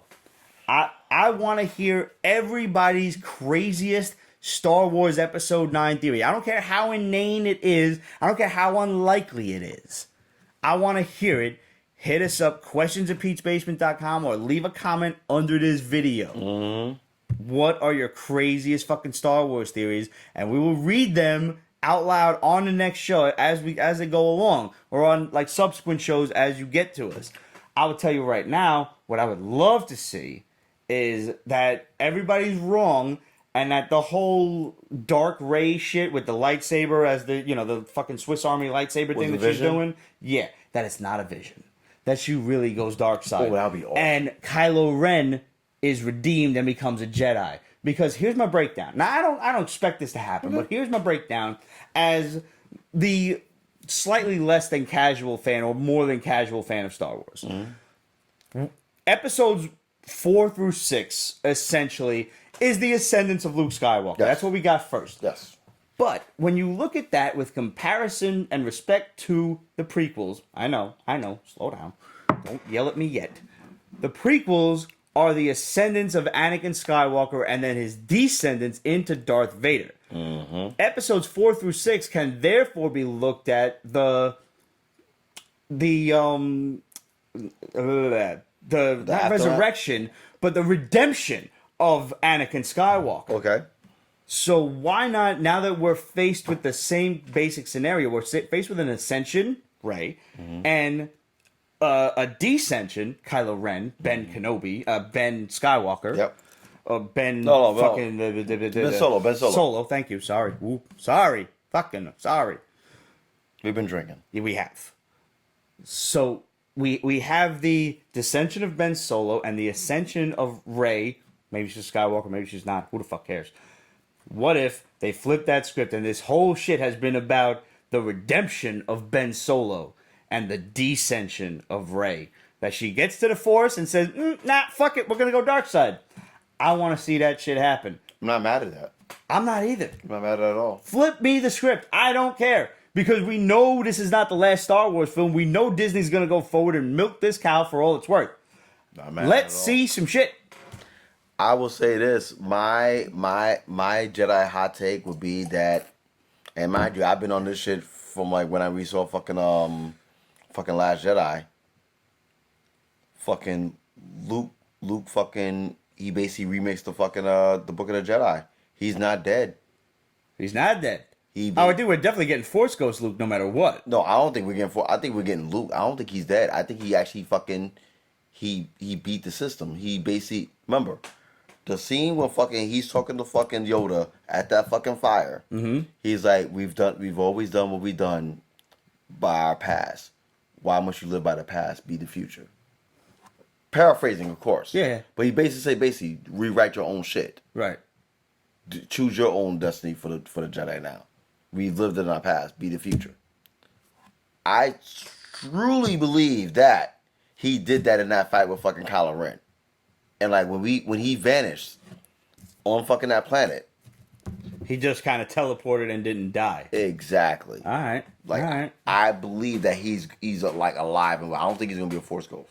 I think he's basically just like he beat the system. Did you get your tickets yet? Because they're on sale now. Yes, I did. Oh, really? Yes, I did. All right. When are you going? Because I know you've already got multiple times. I'm going opening night at 7:00 at Alamo.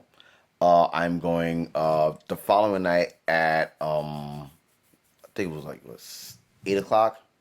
I bought 2 tickets because I don't know if I'll be cuffed or not. Right. Just in case. No, it's always good to have more because people will always want to go. Yeah. You're always Right. going to find some cat to see Star Wars. Granted, for the record, I'm not trying to get cuffed, but just in case.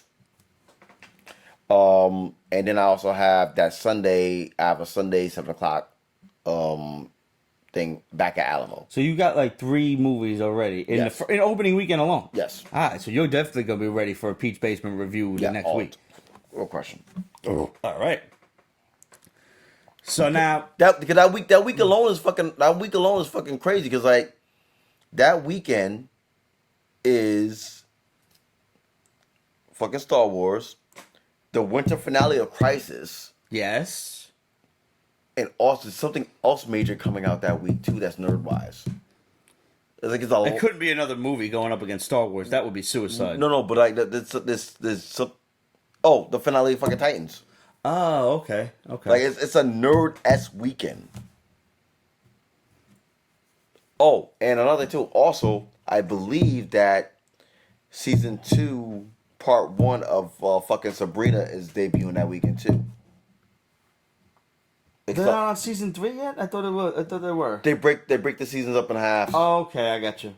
So this will be officially technically it'll be season 3 for us, but it's season 2 part 1 for them. I understand. Gotcha. And like Sabrina's fucking awesome. If you haven't watched it, please watch it. It's dark as shit. I saw the first episode and I saw the Christmas episode. Oh, that was great. All right, so before we move into comics, we got a real quick thing to drop today. Some information about The Simpsons. Oh yeah. Kevin Feige will be on The Simpsons. It has been said that you know you've made it when you've made it onto The Simpsons. Yes. Or Jeopardy. Or Jeopardy. Kevin Feige will be the voice of Chinos, the supreme villain in this Avengers-like movie that Bart goes to see. The title of the episode is Bart and the Bad Guy, and this movie is directed by the Russo brothers, who are also in the episode. And on the Pete's Basement Instagram right now is a visual of Chinos, which is Thanos with about 7 different chins on it. It's fucking hilarious. I haven't watched The Simpsons in a long time, but I will come back for this. The last 2 seasons of The Simpsons has actually been good. They got back to like, just like smart comedy. Good. It's The like last episode of The Simpsons I actually watched while it was new. was when they made fun of Family Guy. Not the crossover with Family Guy. I watched that too, obviously. But when the Simpsons went to Italy and Homer was looking through the dictionary and he come across plagiarismo and it's a picture of fucking Peter Griffin, and then he turns a page and it says plagiarismo de plagiarismo, and it's a picture of fucking a dude from American Dad. I was like, well fucking played. Yeah. Listen, I mean, the whole Fox animation domination on Sunday nights have been that's like legendary. Like, think about it. Simpsons has been on there, what, 30 years now? Well over 30 years. Fucking Bob's Burgers is coming up on 9. I've heard nothing but good shit about Bob's Burgers. Never watched Bob's Burgers? Never seen it. Oh my god, dude. Bob's Burgers is awesome. I've heard. My boy Jim, that really doesn't like anything at all, he loves it. Bob's so Burgers for him is great. to tell me that it's good, and I'll tell you something else blasphemous, and I'm sorry ahead of time for this, and I know I have to correct myself for this. I've never seen Rick and Morty. I know. Greg's done. He's leaving. He's history. What is even? He's done. Really? I'm sorry. Really? I know. Really? It's the best cartoon in the last 5 years. I know. I saw the Pickle Rick episode, if that makes any difference. No, that's just like this. No. I know. That's like the one mainstream episode that everybody has seen. No. But if it helps, that was the episode that made me say, I gotta watch the rest of this. You haven't watched freaking... oh my god. Lawnmower Dog? I saw the one where an evil Rick had a whole bunch of Mortys strapped together on this like giant wall thing. That's just the tip. That's just the tip of the iceberg. Mm-hmm. I mean, you got fucking the multi-dimensional episode with all the commercials. Yeah, no, didn't say that. Sorry. I'll get to it though. I will. It's on Hulu. Which I don't have yet. God damn it. I know. But think about it. I'm gonna have Hulu real soon. So I'll get there. I will get there. I promise you. He made an anatomy park a la Jurassic Park out of a homeless guy. I can't even imagine. Nah, leave it there. I can't even imagine what that's like. So I just want to experience it, and I'm going to experience it in order the way it's supposed to be. And there's that other show, too, that, not Inner Space, Final Space? Final Space. I heard good things about that. Yeah, I saw good. a couple of episodes of that. Final Space is good. Yeah. But it's not Rick and Morty. No, nothing is. I mean, dude, they break the fourth wall every episode. I'm going to watch it. I promise you. By, like, the time of my birthday, I expect to be fully caught up with Rick and Morty. Like, I'm letting you know right now, when we go off the air, granted, I'm going to be dead inside, we're going to watch one episode of Rick and Morty. Yeah, we are. Oh, my God. Oh, that hurts my soul. Like, that's your humor. Maybe if we watch the first episode of Rick and Morty, we'll actually leave the cameras rolling for, like, a reaction video. Like, literally, that is your humor. Like, you're such a Rick. Like, you're totally a Rick. I think I appreciate that statement. Oh, my God. So many avenues. Like, I also want to ask everybody out there in Pete's Basement and Breaking Nerd Newsland if anybody at this point is on Mario Kart Mobile, because can't do it. Don't. If you haven't yet, save yourself. I love Jesus. I can't do Liberate tutte me ex inferis. I can't do it. Fucking save yourself from hell. It's an amazing game. I love every moment of it. I haven't stopped playing for like 5 weeks now.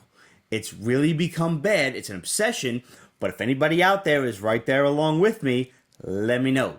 Ooh. Because I we'll send each other friend requests. Yeah, that's going to happen. First of all, shout out to Asia Art. What's going on, man? Good to see you. Absolutely. Ask another question. What's the deal with the HBO Rick and Morty thing that you heard that was rumored? Yes. HBO Max is trying to fucking get all the streaming rights to Rick and Morty and everything Adult Swim. as part of the streaming wars. Just like, for example, HBO Max is trying to buy the rights of fucking South Park. The bidding right now is up to $700 million for South Park. Wow. All of his fucking episodes. No, Art, I don't have a Switch. I have a mobile phone, which is why I play Mario Kart Mobile. But if you'd like to buy Peace Basement and Breaking Nerds the Switch so we can play together, please, by all means. Seriously.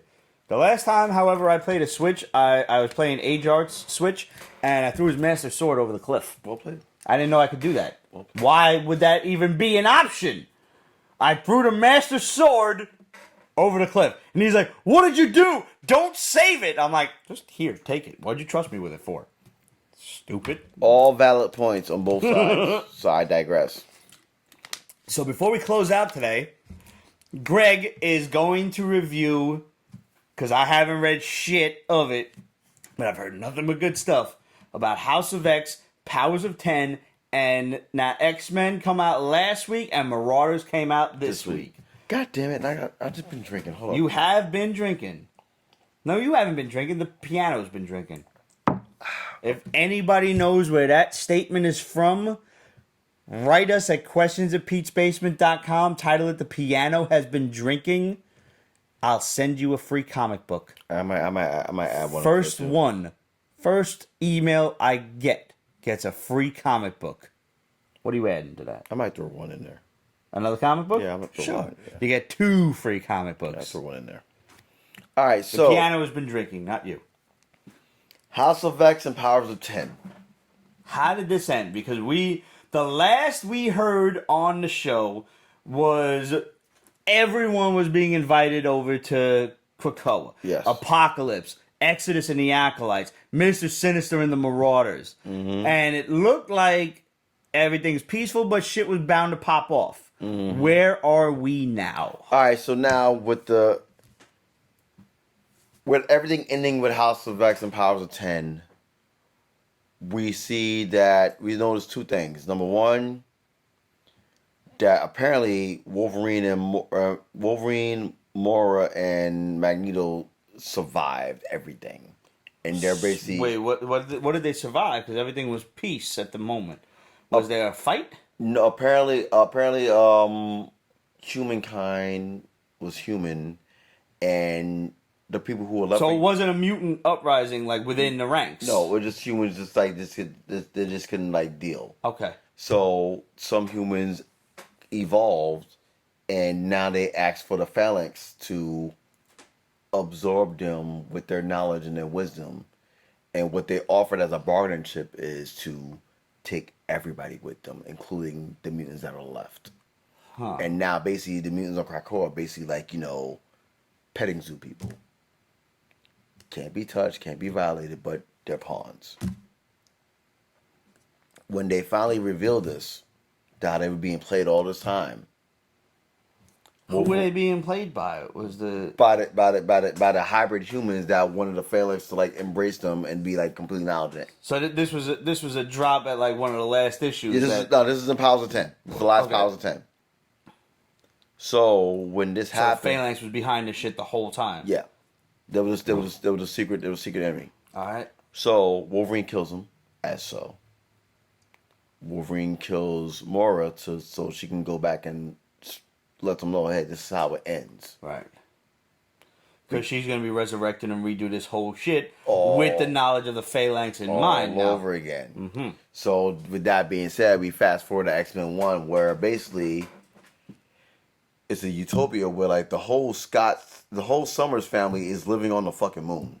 I'm talking like they're on the dark side of the moon like the Inhumans was. I heard about that. Yeah, so I'm talking Scott, I'm talking Jean, I'm talking Young Cable. Ugh. I'm talking Where's Havoc at? Havoc is there. Fucking Vulcan's there. Vulcan's there? Yeah, Vulcan's there. Wait, he's alive? Yeah. Okay. Fucking Rachel's there. Wolverine's on the moon. Yo, wait a minute now. I heard about this tryst with, like, Jean's got the room in the middle and connecting corridors between Wolverine and Cyclops. And then Cyclops got the connecting corridor or something to Emma Frost. And there's just a whole lot of mutant fucking going on. So, like, there's a tryst. There's like a quad tryst going on right now. Because, like, all connecting. Mind you, we haven't seen Emma on the fucking moon yet. But she has a room. I admit, I made that last part up. But she's been mentioned. Uh-huh. But everybody fucking Jean at this point. Like, she's just, like, getting the best of both worlds. Hey, Don't knock the hustle. It's modern times, yo. Love your truth. Yep. Don't get cuffed. Also, the beautiful addition to all this was Kozar. Kozar is there. Kozar. I know that name. That's the Summer's dad. Fucking the Starjammer dude? Yeah. No shit. Yeah, so as a gift, fucking Cyclops and Havoc and Vulcan gives him the fucking Krakoa plant. It's like, whenever you need us, whenever you need to come see us, come to us. We're here. So that's X-Men. Now we get to Marauders this week. So all the gates are all around the world, so on and so forth. All the Krakoa plants. And they're all like little mini, like Audrey 2s just waiting to fucking open up. So forth. Alright. So Marauders start off, they're in Central Park, and they're welcoming mutants in New York to come to Krakoa to be welcomed home. But there's a twist. I'm throwing down the cheese right now. Kitty Pryde can't go through the portal. Why not? We don't know yet. Uh-huh. But she walks in, she tries to walk in, and she breaks her nose. Like she just walks into it? Literally. Uh-huh. Which is fucking ironic. It's fucking hilarious. The fact that someone that can, like, phase through shit, anything, cannot get through this fucking portal. Gets hit with a wall, yeah. So why? Because we know she's a mutant. You can't rewrite that. So we learned that there are mutants that cannot get through the fucking portal. Why? I thought this was a whole big thing. Like, everybody can come. We don't know that as of yet. So this is Krakoa just being elitist and being a dick? We don't know. Uh-huh. So what Kitty does, which now she wants to be called Kate. I respect it. I mean, whatever. Shadowcat. I mean, like, she's fucking... Where's Lockheed, you bitch? Right. What'd you do with your damn dragon? Right by her side. Okay. Right by her side. All right. No, never mind. I take it back. Right by her side. Take it all back. So her and Lockheed get on a boat, get on a motherfucking boat. And they sail into Krakoa? Yes. All right. And she tries again to go through a portal. Can't do it. Can she get on the island just walking? She can get on the island walking. So Iceman, being as fabulous as he is right now, because he's about his truth. Uh-huh. He fucking is just like, trolling her. Like, hey, I'm gonna go check this out real quick. I'll be right back. Like, you really had to do that show off? He's trolling her throughout the whole fucking thing. Long story short, Emma Frost gives freaking Kate an offer to basically rescue mutants that cannot go through the portal but are mutants. To sail them on over? Exactly. Okay. As well as... So there are other mutants besides her who can't go through, like you said. Yes. So, and there's, like, presumably we see a few others in the book? Yes. Okay. And there's a beautiful surprise in one of the mutants that we see that was resurrected by the Five. Pyro's back. Pyro. All right. So Pyro was sleeping in the boat that they would... And he can't get through the portal either for whatever reason. No. He can get through the portal. But the thing is that the last thing he remembered was dying. So now... And how did he die? I want to say he died during decimation. Oh, I don't remember reading that at all. Yeah, I want to say... Oh, wow. They want to say he died during decimation. But he gets back, he's like, yo, like, last thing I remember, I was dead, now I'm here. And, I just want to, like, find some peace. I saw the fucking boat. I slept in the boat. Next thing you know, the boat's gone, and now here I am. Okay.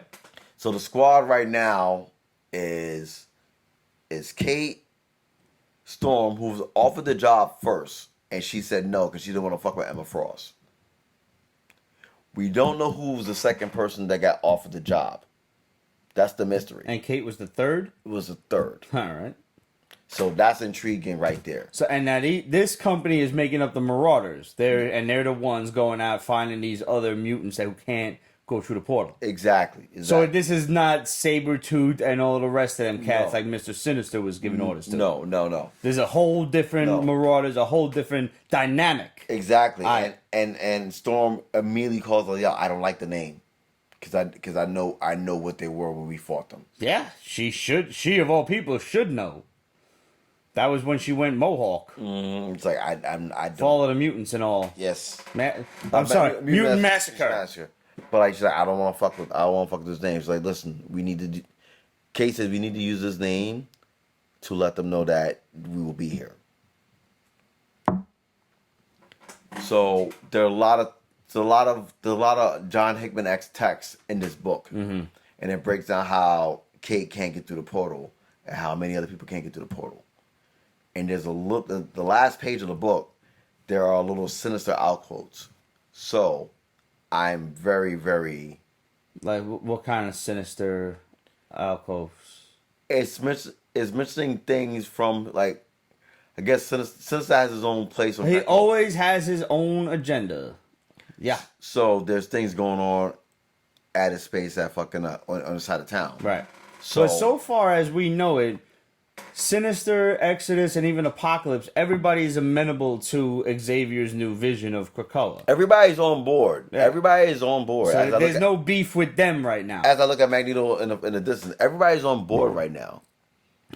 I don't think Magneto's going to be the one to start shit. No, I mean, if I put money on anything, on some real shit, either Sinister or Exodus.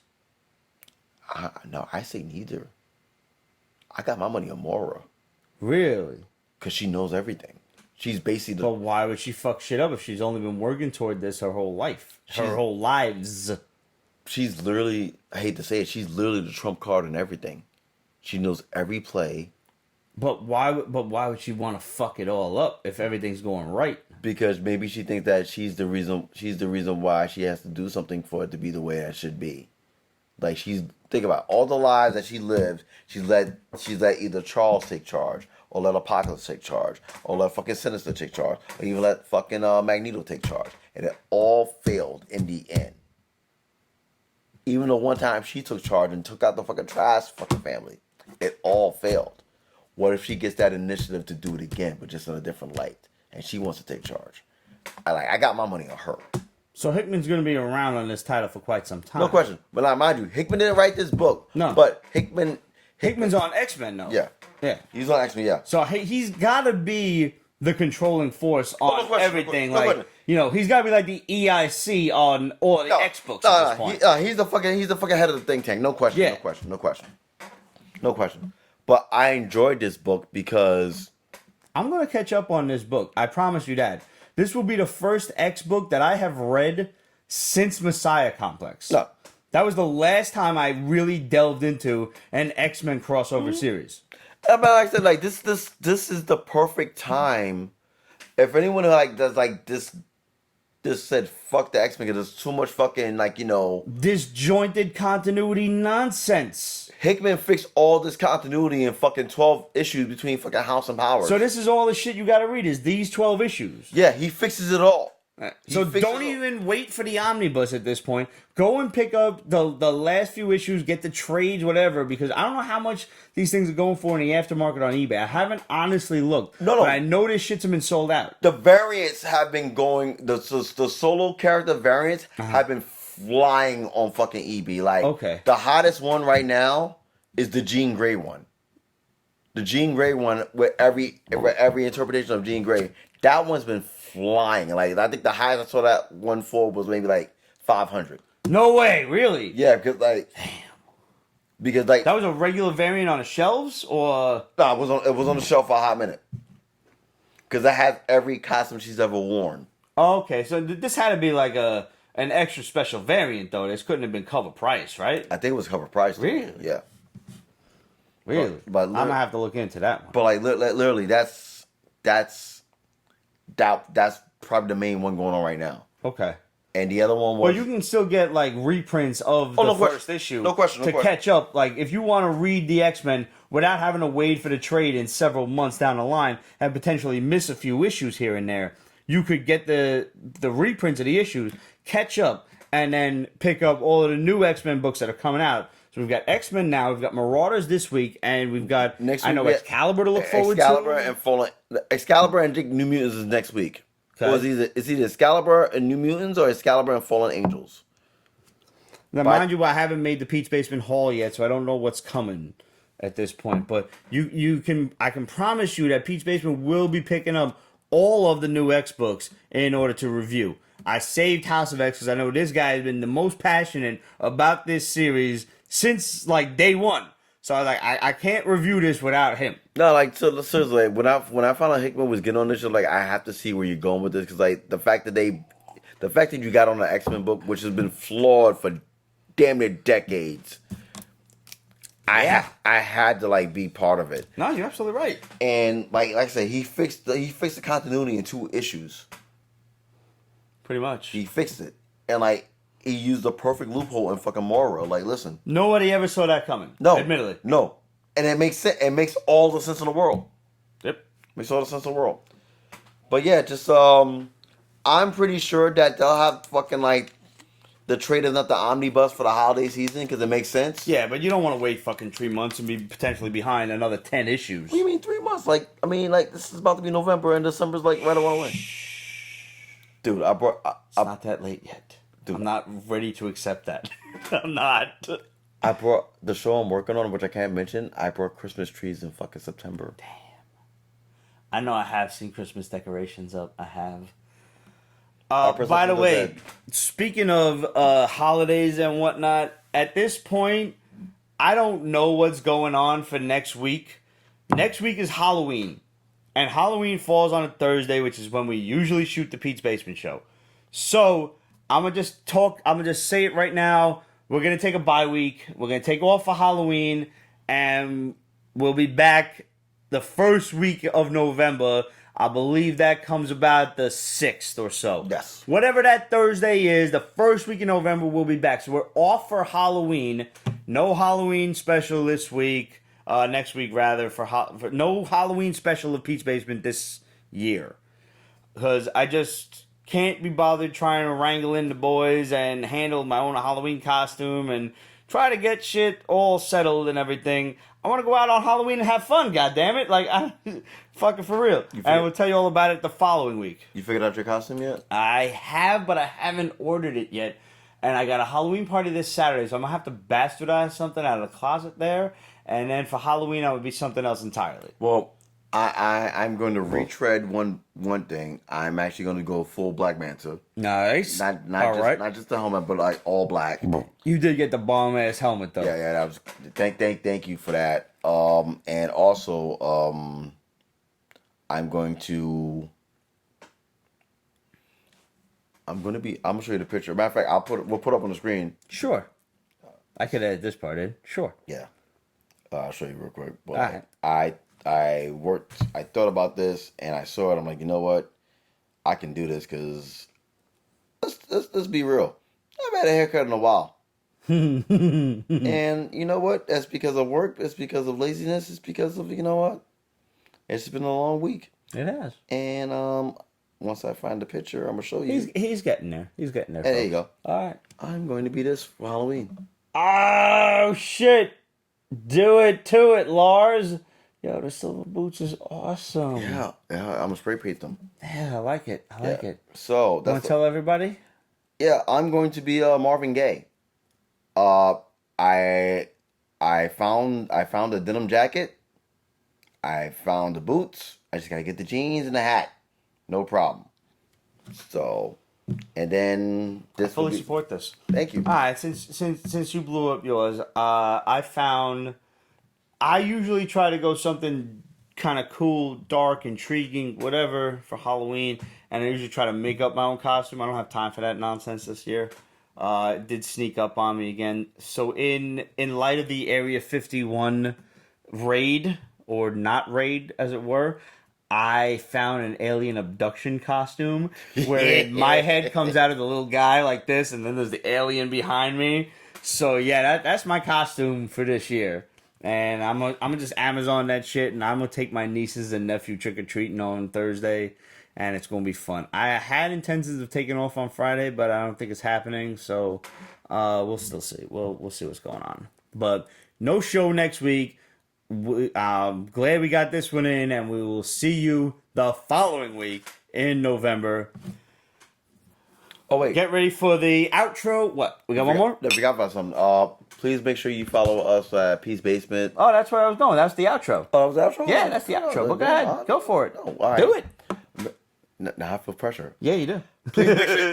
Please make sure you follow the Peace Basement on Facebook, Instagram, Twitter, so on and so forth. Also, make sure you follow the Peace Basement Patreon, where there are many levels that you can support, embrace, enjoy us. We also have Peace Basement and Breaking News swag on represent.com. There are hoodies there because it is cold. Cuffing season is among us. Please support, love, and then some. And also, that is it. That's pretty much it. I mean, he hasn't got the vernacular down to a science yet, but he's got the rhythm. He's got everything going. We're just about there. Well, I learned from like when you had a Greg moment at the fucking. Yeah, you had to. You had no choice. Yeah. By the way, if y'all have not watched the interview that we did with John Morena, Area 52 Flicks, that is on the Pete's Basement website right now, and it's on YouTube under interviews. Just check our playlist, or just go on Pete'sBasement.com, as I'd be like the first one down. Yeah, I pulled a Greg. And that is very blatantly shown in the outtakes of the video. I was so drunk during that video. Thanks to our boy Rob Doe, who should never have been making me martinis in the first place. I had about 3 or 4 of them. And but not for nothing, during the interview, the parts that kind of got cut out, you just see me guzzling that motherfucker like...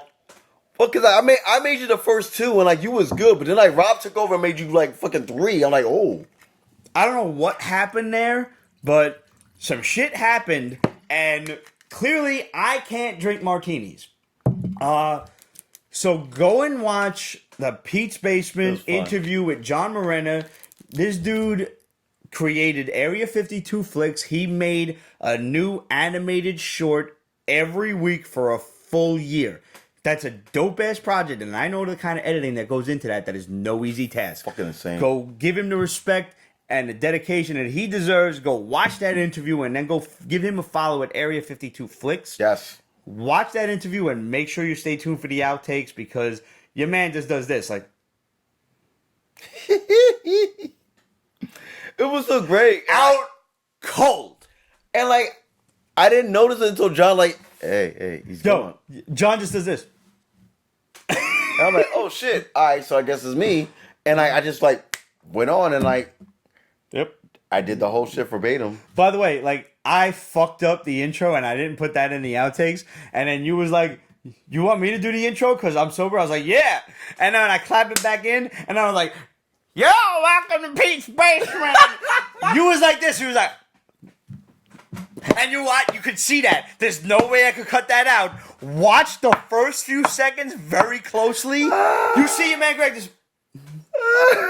with that, like, really, like, that Charlie Brown kind of judgment look. And there's no way I was cutting that out, but I actually managed to coherently introduce the fucking segment. So I'm like, I have to keep this no matter what. So that was a great night. Yo, it was so much fun. Shout out to our boy Rob Doe. Shout out to fucking Monte Cristo, Cigar Lounge, and John Morena. Dude, I managed... Shout out to Roger. Fucking Roger directing the shit. Yeah. I managed... Your boy John was very cordial, I will say, about the whole thing. He's like, yo, man, thanks for doing the work and getting segments of the videos and going and researching everything. Like, I put in segments of his vids over, pieces of, visuals and whatnot. And really, yeah, I did that because I wanted to showcase his work. But the thing that spurned me to do that was because I had to fucking edit out my stupid ass talking.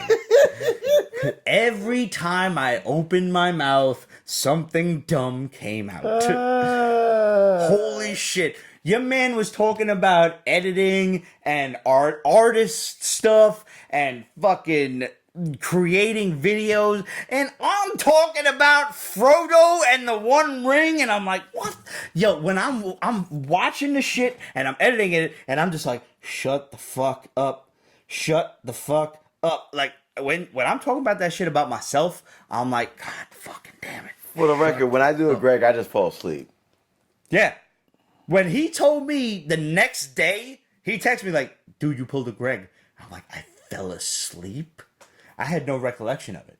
I had to go back on the video, and I watched it and fast forward, and I'm like, this motherfucker, I fell asleep. And like the group chat was like, yo, we have to see footage. We don't believe you. And like, sure enough. Yeah. Yeah, it was a wrap.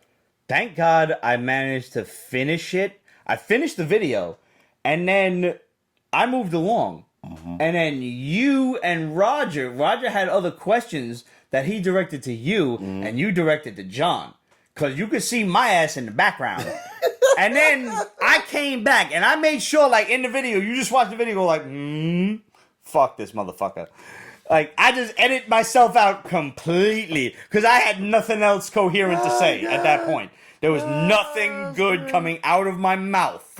Fucking hell. That was great. Yeah, no, it was not great. It was a lot of hard work, but I'm really glad that I was able to turn out a good interview for John, because he really deserves it. He put a lot of work into Area 52 flicks. Yeah, shout out to you, and John. I'm really glad that he enjoyed it. I don't care if any of you like it. I hope you like it, but I'm really glad that John liked it, because in the end, he was the one I had to please, and I'm still very sorry for being that drunk, and I promise it won't happen again. Fucking Rob. Why are you making that promise? But because I know better now. I know that martinis is my kryptonite, and I'm not going to drink them. Fair enough. No, we learn things as we go. The fool is the man who does not learn from experience. I have learned that I cannot drink martinis. All right, fair. You will be making me Manhattans from now on, Rob. Fuck that. Before we leave, Adrar says that he's going to be wearing his Super Mario hat and pick up Luigi's Mansion 3 on Halloween. Well, good for you. I'll be playing Mario Kart on my phone. Dan absolutely saw the Dwight Schrute costume at Spirit. Like the Dwight airlines? Schrute costume. Wait, cool. you flying Spirit? Do you not love your life? P.S. I most likely will be in attendance at the Rhode Island Comic-Con next weekend, because there's a lot of celebrities there that Pete wants to get a photo with, not the least of which is Robert Englund and Carl Urban. So, yeah, if you're going, let me know. I'm not going as Pete's Basement. I'm not going to do interviews. I'm not going to cover this shit as a press. I'm going as a fan to enjoy myself as a fan. But if you're there, and you're there after hours or whatever, yo, we can definitely get a drink. We could chill, whatever. So hit us up on social media.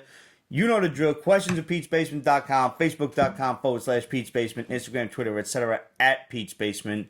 And that's it. My man Greg covered everything before. Thank you to all of our patrons. Thank you to everybody who has bought a Pete's Basement shirt off of represent.com/store/Pete's Basement. Send us a photo of you rocking a Pete's Basement shirt or a Breaking Nerd News shirt. Please do. So we can put that shit up right here and make you internet infamous. Yes. As you said, cuffing season is upon us. We want to get warm and cuddly. We got Breaking Nerd News and Pete's Basement hoodies for the fall season. We will have brand new ones for the winter season, for the heavyweight, fucking extra cold, but when y'all got to be out there shoveling and shit. And we have them in lavender, which I ordered mine in lavender. Excellent. Looks actually really good. It came today. I like a good purple, man. I really should have wore today. You should have. I was preoccupied. That's with, okay. Stuff. Thanks for tuning in, everybody. We will see you next time on Pete's Basement. 2 weeks, first week in November. See you then.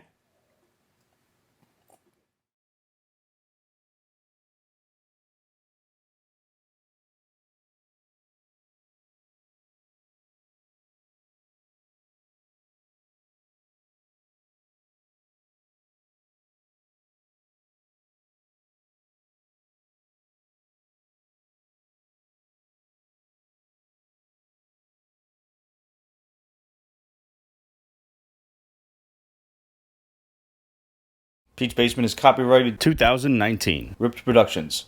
All rights reserved. So go fuck yourself.